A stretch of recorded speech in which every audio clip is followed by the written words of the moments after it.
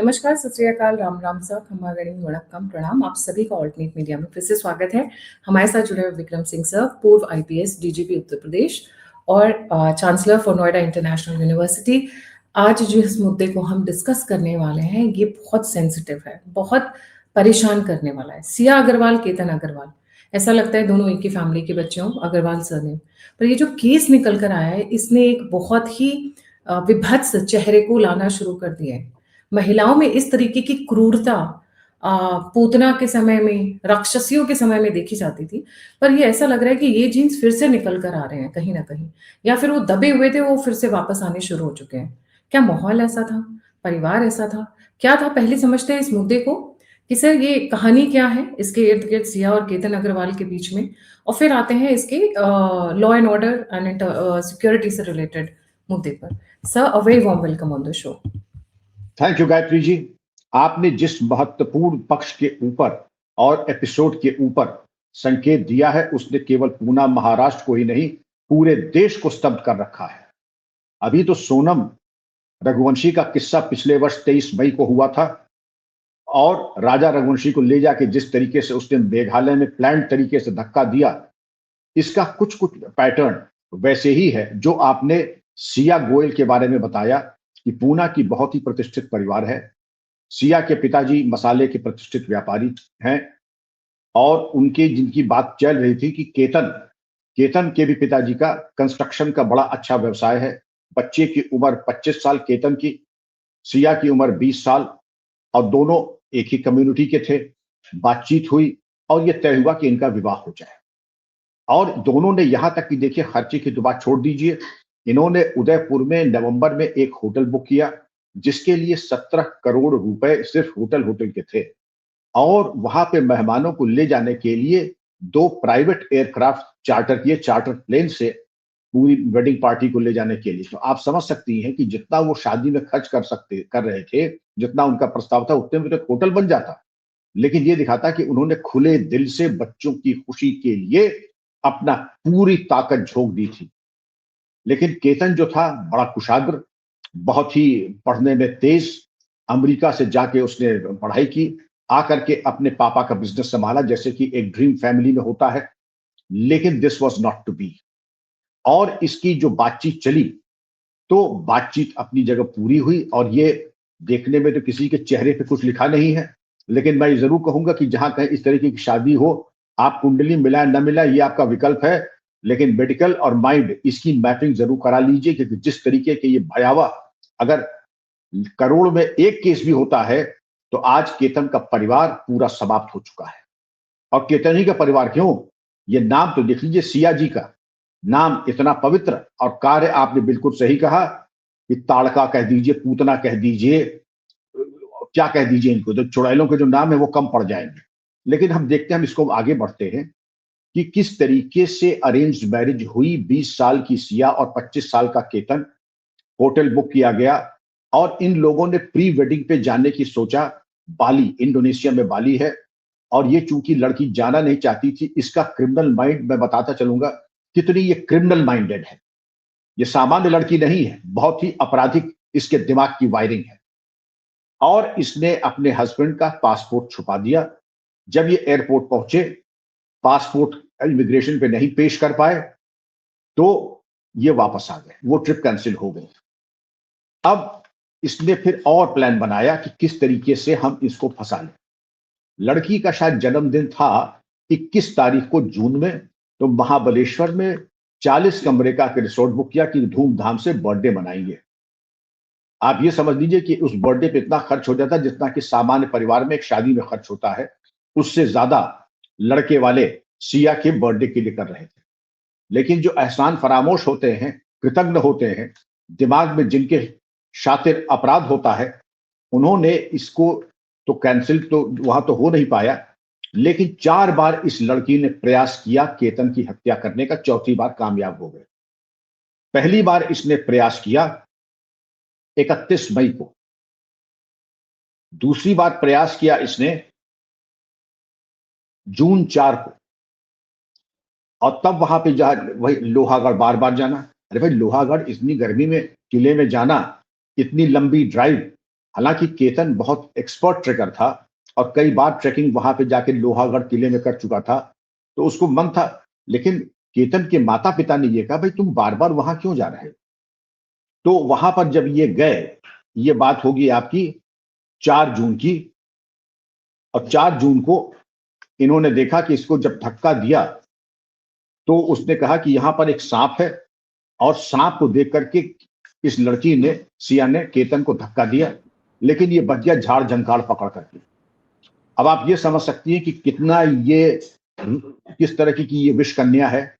और इतना ही नहीं, केतन ने घर पे आके बताया कि आज तो सिया ने मेरी जान बचा दी, क्योंकि मैं सांप डसने वाला था और उसने मुझे धक्का दे दिया, तो मैं बच गया सांप के डसने से। ये इतना ज्यादा लड़का जो था, मासूम था, ये समझ नहीं पाया। आप खुद सोचिए, कहीं सांप हो या सांप कहीं भागेगा, कोई देखेगा, ऐसा थोड़े कि खाई के बगल में आप खड़े हैं, सांप आ जाए तो आप उसको धक्का दे देंगे। लेकिन उसने धक्का दिया और धक्का दिया, लेकिन वो ऐसा विश्वास करने वाला लड़का था। मेरे इतना मासूम लड़का है ये, और दिखाई भी पड़ रहा है कितना मासूम, और बिल्कुल ही मैं समझता हूं कि जिसे किसी तरह की कोई दुनियादारी से कोई वास्ता नहीं। और उसने यही कहा कि इस लड़की ने मुझे जान बचा दी, आज मैं अगर जिंदा हूं तो किया इसकी, सिया की बदौलत में जिंदा हूं। केतन के माता पिता ने खैर बात सुनी, बात आई गई होगी। उसके बाद तीसरा प्रयास होता है, ये जून 14 को। यहां पर उस दिन क्या था, शायद दिन शायद संडे था, देख लीजिएगा, भीड़ भाड़ ज्यादा थी, तो सिया का प्लान कामयाब नहीं हो पाया। अब हम पूछिएगा कि आखिर इतना षड्यंत्र और इतनी खून की प्यासी क्यों थी ये? उसका कारण ये था गायत्री जी, क्योंकि इसके बगल में एक और मसाला व्यापारी था, चेतन चौधरी, बगल में ही उसकी भी शॉप थी, और उससे इसके संबंध थे। बता जाए तो बहुत कुछ जाता, हम लोग उसकी चर्चा नहीं करेंगे, क्योंकि शालीनता की परिधि से जो बाहर है हम उसकी बातें नहीं करते। लेकिन उसने ये किया कि ये इसके बॉयफ्रेंड जो थे, ये इनसे इतनी बुरी तरीके से प्रेमांध हो चुकी थी, जो भी आंध हो सकती थी, पूरी तरीके से इन्होंने ये सोचा कि शादी इससे कर लेंगे तो हमारी तो जो सपनों की दुनिया है वो तो नष्ट भ्रष्ट हो जाएगी, तो कुछ ऐसा करे कि इनको रास्ते से दे। तो जो सोनम रघुवंशी ने राजा रघुवंशी के साथ किया, लगभग उसी प्लान पे ये आ गए। और ऐसा नहीं कि ये पहला प्लान था। गायत्री जी ये डार्क वेब पे गई।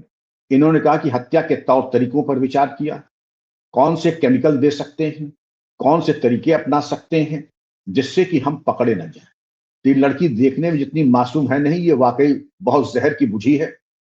और इसने जो किया, डार्क वेब पे जाकर के तौर तरीके, स्ट्रैंगुलेशन के तरीके, क्योंकि गूगल पे तो नहीं मिलेगा, लेकिन डार्क वेब पे जाकर के इसने कोशिश किया। पुलिस के इन्वेस्टिगेशन में ये चीजें आ गई।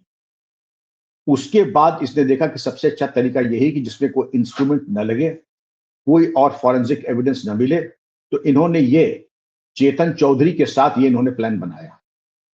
और चेतन भी कोई दूध के धुले नहीं है, वो भी अव्वल दर्जे के राक्षस हैं। जरासंध कहें, रावण कहें, हिरण्यकश्यप कहें, क्या कहें, उन्होंने भी अपने सोचा कि एक तो नालायक अव्वल दर्जे का जो करेगा वो बहुत ज्यादा प्रतिभाशाली तो होगा नहीं। अपना फोन मोबाइल उसने नौकर को दे दिया, जीपीएस ऑफ कर दिया, और नौकर का फोन लेकर के चले गए घटनास्थल पे। और इस गर्मी में जब चिलचिलाती धूप हो तो नवाब साहब हुडी पहन करके चले गए। ऐसे एक चुट्टा था, वो समझता था कि मैं बहुत स्मार्ट हूं, मैं अपने हाथ के फिंगरप्रिंट्स प्लास्टिक सर्जरी से मिटवा देता हूं।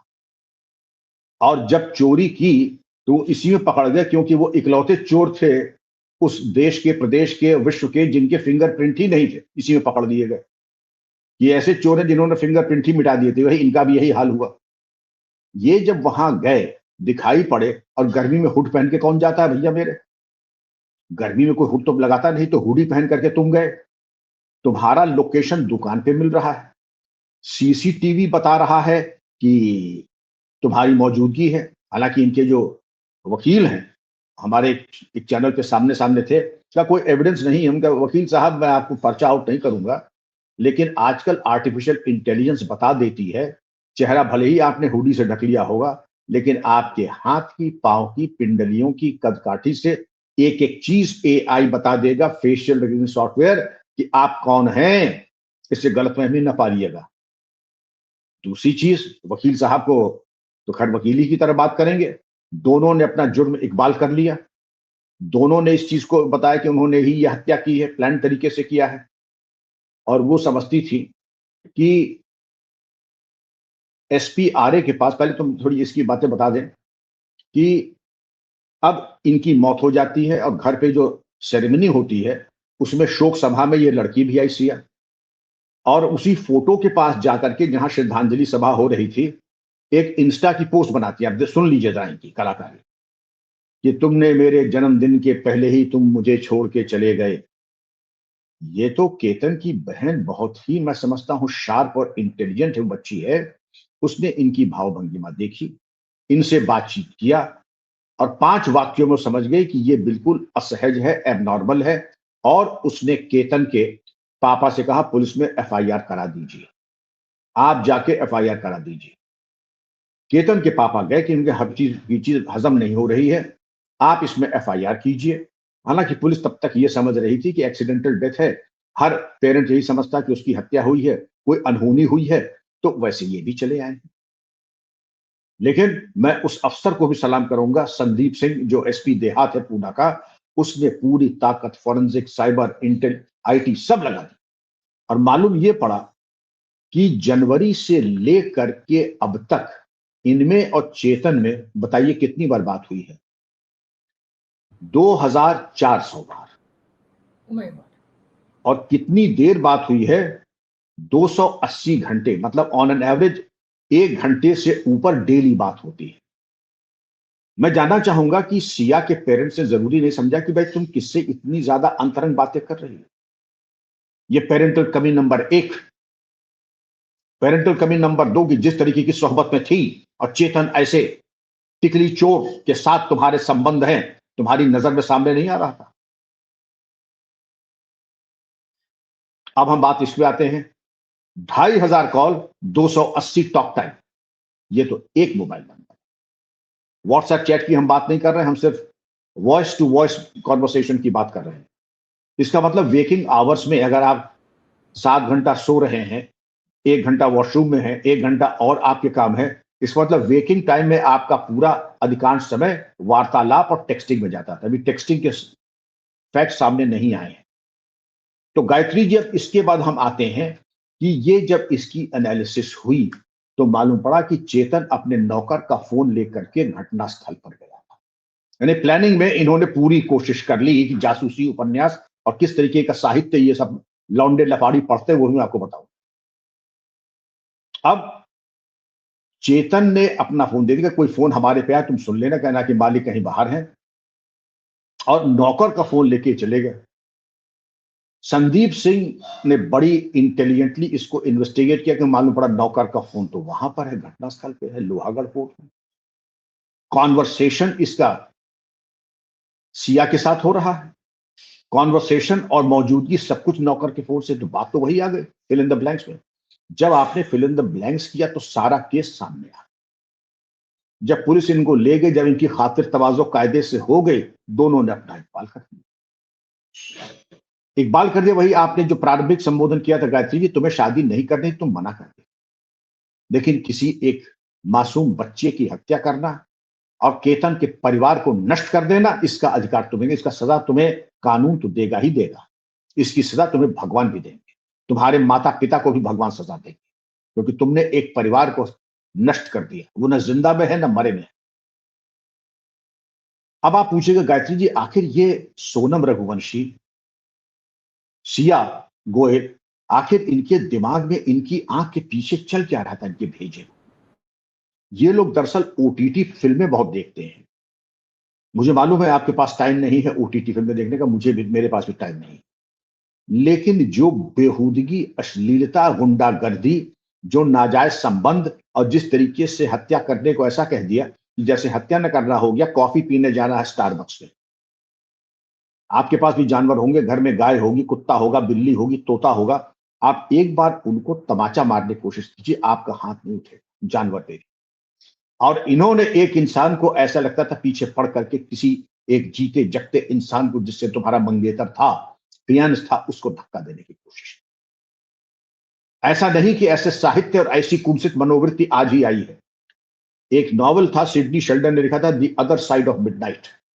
उसकी फिल्म भी बनी है, कि देखिएगा, इसमें आपको बहुत लुत्फ आएगा। ऐसे ही लव बर्ड्स थे, उन्होंने यही किया, पति के साथ नाजायज, पति के साथ संबंध छोड़ करके एक पायलट से इन्होंने इश्क फरमाया। तो पति थोड़ा रिसोर्सफुल था, उसने जाके दोनों प्रेमी और अपनी पत्नी से कहा कि तुम लोग इकबाल कर लो, हमने कोर्ट से बात कर ली है, तुम दोनों मुक्त हो जाओगे, तुम दोनों को कोई सजा नहीं मिलेगी। और जो एंड है वो देखने लायक है। उनको लगा कि अब छूट जाएंगे, उसके बाद हस्बैंड को मारेंगे 4 लाख और चले जाएंगे फिर अपनी जिंदगी, they lived happily ever after. Husband ने भी कच्ची गोली नहीं खेली थी, कोर्ट को उसने समझा दिया। कोर्ट ने कहा तुम्हारे ऐसे लोग एक शाप है समाज के ऊपर, एक कर्स है, तुम लोग वो सांप हो कि तुम लोगों का गला काट करके वहीं छोड़ देना चाहिए चौराहे पर। उन्होंने आदमी को तो सजा दी जो लवर था, कि इसको चौराहे पे खड़ा करके गोली मार दे। और पत्नी को कहा कि तुम जाके कॉन्वेंट में नन्स के साथ तुम सेवा करो सारी जिंदगी। तो उसको कहते हैं कि सारी जिंदगी उम्र कैद। सजा तो इससे भी भयानक होनी चाहिए। गोली मारना हमारे जूरिस्प्रूडेंस में नहीं है, क्योंकि सोनम रघुवंशी के साथ जो हुआ, उस तो जमानत पे आ गई और बड़ी ठसक के साथ कह रही है कि मैंने कोई गुनाह नहीं किया, मुझे फंसाया गया है, मुझे फंसाया गया है। और इतनी चुड़ैल, जिसको कहना चाहिए पूतना कहे, ताड़का कहे, क्या कहे।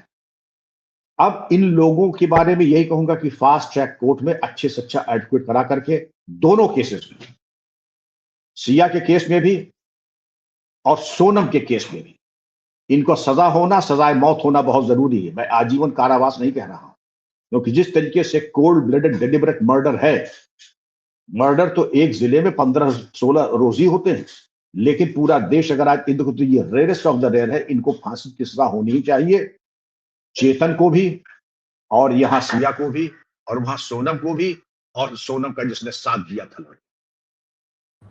अब आप ये सर, पूछेगा इनके, जी जी जी सर, प्लीज कंटिन्यू। इनके माइंडसेट क्या है, इनकी सोहबत, इनकी संगत, जिस तरीके के सोशल मीडिया पर इनका जाना है, जो साहित्य ये लोग पढ़ते हैं। ये कहा जाता है कि the books that I read are an extension of my personality. अब मेरे पीछे अगर आप किताबें देखिएगा, तो वो बताती है कि मेरा व्यक्तित्व क्या है, मेरी रुचि क्या है। और ऐसे लुच्चे लफंगों के यहां जब मैं जाता हूं, तो मैं देखता हूं कि इनके यहां बड़ी विचित्र विचित्र किताबें दिखाई पड़ती। भूत प्रेत विशेषांक, एक मैगजीन आती है, उसका भूत प्रेत विशेषांक। भयानक मंदिर, नहीं, भयानक मूर्ति, चुड़ैल की चीख, दिल जले की आह, कब्रिस्तान का चौकीदार, ये शीर्षक है। जब आप ये सब साहित्य पढ़िएगा, तो आपके दिमाग में भूत प्रेत, हत्या, खून, रक्त, मज्जा, मलमूत्र, रक्त आदि, यही सब तो रहेगा, और क्या रहेगा। आपसे ध्यान प्राणायाम की बात होगी नहीं, आपसे कुंडलिनी की बात हो नहीं सकती, सत्संग की सेवा की बात हो नहीं सकती है। यही अनर्गल आपके दिन रात जो ये कहते, आपने अक्सर देखा होगा कैसे युवा शादी ब्याह में देखा होगा कि 100 की मंडली है, तो वहां 2-4 ऐसे प्राणी जो उभरते हुए कलाकार हैं सामने मिलेंगे और कहेंगे अरे रात को बड़े भयानक सपने आए, रात को बड़े भयानक सपने आए, मैं तो जब उठा तो मैं पसीने से नहा गया था, दिसंबर 25 को नहा गया पसीने से। क्यों? जब भूत प्रेत विशेषांक पढ़ोगे, तो रात को भी भूत प्रेत ही दिखेंगे, फिर देवी देवता नहीं दिखेंगे। और ये लोग कुछ एक और भी कुछ उल्टे सीधे काम करते हैं, जो कि मैंने बताया आपको। अब मैं बताना यूं नहीं चाहूंगा कि मैं गलत आइडियाज युवा को किसी को, वो कहते हैं हम आत्मा का आवाहन करते हैं, हम उनसे संपर्क करते हैं, और नाना प्रकार के ये टोटके और ये सब करते हैं। कहते हैं हाथ उस पर रख देते हैं तो वो चलने लगता है, हमारे प्रश्नों को जवाब देता है। तो एक बच्चे से क्या मतलब, युवा थे कि बताइए, आज पूछिएगा आत्मा से कि आपको मैं कितने तमाचे मारूंगा। अगर सही जवाब दे दिया, मैं मान जाऊंगा कि आप सम्मोहन में या सेल्फ हिप्नोसिस में नहीं थे, वाकई आपका संपर्क किसी दिव्य आत्मा से था। तो सर इतनी मामूली बात का तो नहीं देंगे। अच्छा तो ये बता दीजिए, कल हम लोग बाजार चलेंगे, आपको मैं क्या गिफ्ट दिलाऊंगा, यही बता दे आत्मा। किसी ने कुछ नहीं बताया, ये सब कपोल कल्पित बातें हैं। और वीक माइंडेड लोगों का ये सब है, ये दिमाग से जो कमजोर होते हैं, वही इसी तरह की भूत प्रेत विशेषांक और आत्मा को बुला करके उससे संवाद करने की कोशिश करते हैं। आत्मा तो आएगी नहीं, लेकिन आपका मनोवृत्ति जो है कलुषित हो जाएगी। तो आपके चैनल के माध्यम से मैं सभी से कहूंगा, इन सब चक्करों से रहिए दूर, वरना कानून आके खाल उधेड़ देगा। और चाहे पे जो 4 पुश्त 7 पुश्त की बनी बनाई इज्जत दौलत है, वो सब खत्म हो जाएगी। इनका तो जो होना था सब तो हो गया। लेकिन मुझे वाकई बड़ी पीड़ा है, जैसे आपको, ये पूरे देश को सारी संवेदनाएं केतन और उसके परिवार। जी, मतलब उसकी गलती क्या थी? मासूम सा बच्चा था, मतलब ही बहुत वांटेड टू मासूम था। जस्ट। बट मैं देखिए ये यहाँ वो, पे जी से जी, एक बहुत क्वेश्चन है कि इंटेंट क्या था इनका मारने के पीछे? रीजन क्या था? भाई नहीं देखिए शादी इन्होंने ये, करनी तो मत करते। देखिए शादी होती तो शायद प्रॉपर्टी मिल जाती, अगर शादी के बाद मारती तो। शादी से पहले तो प्रॉपर्टी, शादी कर सकती थी। प्रॉपर्टी की कमी नहीं थी, इनका ये था कि हम अपने मन से करेंगे, क्योंकि जो चेतन है वो गरीब है। अगर हम एक रईस परिवार को मना कर देंगे तो फिर हम अपने हिसाब से शादी करेंगे, वरना हमारे माता पिता कहीं भी मुझे बांध देंगे। शादी अपने हिसाब से करनी है, माता पिता की एक जबरदस्ती वाली मर्जी है, तो ये वो कुल कलंकिनी है, ये डाकिनी शाकिनी ब्रह्म राक्षसनी है। ये सिर्फ खून पीने के लिए अवतरण इनका होता है। ऐसी जो विष कन्याएं हैं, इनका अवतरण ही होता है कुल कलंकिनियों का और उल्टाओं का, कि ये अपने सात पुश्तों का सर्वनाश कर दें। और इस उल्टा ने कर भी दिया। मेरे शब्द बड़े कठोर हैं, लेकिन देख सोच समझ करके अपने बच्चों की ब्याह शादी कीजिएगा। ब्रेन मैपिंग करा करके, कुंडली मिलाए न मिलाए, लेकिन मेंटल और फिजिकल हेल्थ का मूल्यांकन करा के तब कीजिएगा, मिलेगा। सोनम का क्या क्या था? सोनम रघुवंशी का भी यही था कि हमको शादी ए से करनी, बी से हो रही है, बी से अगर हम कर लेंगे, बी नहीं सी से करेंगे तो ए से होगी नहीं। कुछ ऐसे हालात पैदा कर दो कि माता पिता बाध्य हो जाए हमारा विवाह ए से कराने। वही इसका माइंडसेट इसका भी। और चूंकि ऐसे लोगों की थिंकिंग क्लियर नहीं होती है, फोकस्ड नहीं होती है, ये सही निर्णय नहीं ले पाते हैं, गलत निर्णय लेना इनकी आदत में है, गलत निर्णय लेना इनके मिजाज में है। तो जब इसको कहते हैं ना, एक ही कदम उठा था गलत राह शौक पर, एक ही कदम उठा था गलत राह शौक पर, और जिंदगी तमाम उम्र मुझको ढूंढती रह गई। इन्होंने एक गलत उठाया और गलती पे गलती पे गलती करते चले गए। चेतन भी और सिया भी, सोनम भी और सोनम का जो प्रेमी था, और सत्यानाश कर लिया अपना भी और परिवार का। अब ता जिंदगी सिया और सोनम, इनका परिवार हिस्ट्री शीटर रहेगा, सजा याफ्ता रहेगा, और लड़कियां हत्यारिन कही जाएंगी। वैसे आजकल के माँ-बाप इतने भी स्ट्रिक्ट नहीं है कि बच्चों की मर्ज़ी से शादी नहीं करते हैं। क्योंकि जहाँ की ये घटना है बहुत ही ओपन, अब फैमिली बहुत ज़्यादा कंज़र्वेटिव तो कह नहीं सकते। But the families are very open. अगर आप प्री वेडिंग के लिए जा रहे हो बाली, आप इनके बर्थडे के लिए 40 कमरे, आलीशान 40 कमरे बुक किए जा रहे हैं। That means the families are quite open and liberal with respect to traditions and culture. ये वेरी ट्रू।